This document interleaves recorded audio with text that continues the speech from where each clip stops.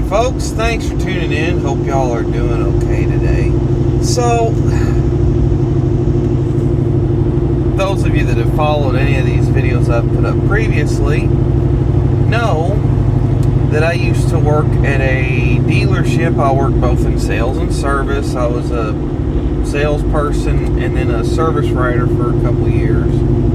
So, got to see a lot of interesting things, meet some interesting people. And this is one of, I think, the craziest repairs I've ever seen on a vehicle. So, customer brings in a 2013-14 Super Duty diesel. And it doesn't have heat like it should. You can't get the cabin warm when it's real cold outside.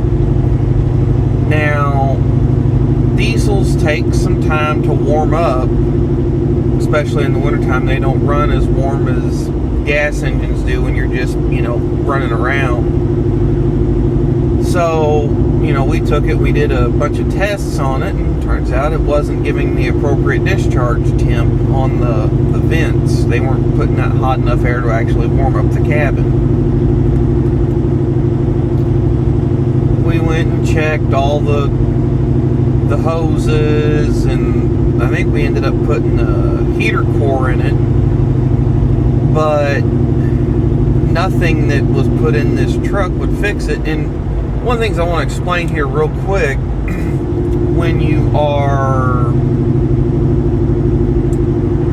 doing something under warranty, as we were on this one, you have to follow what the company, that doesn't matter if it's Ford, Dodge, GM,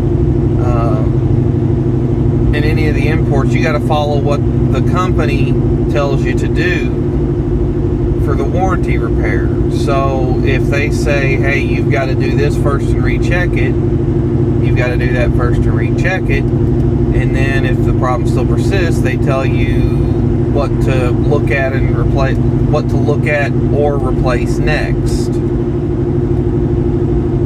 So basically the Ford warranty support line and the mechanic are running down through a list of what all could be causing this problem, because heaters are fairly straightforward. You've got on modern cars, you've got a system that circulates engine coolant into basically a small radiator that blows heat into the cabin from the engine coolant. And so we keep running down this list of what all it could be, and we ended up replacing the short block in this truck, because essentially that's where your heat comes from. And a short block engine fixed the truck.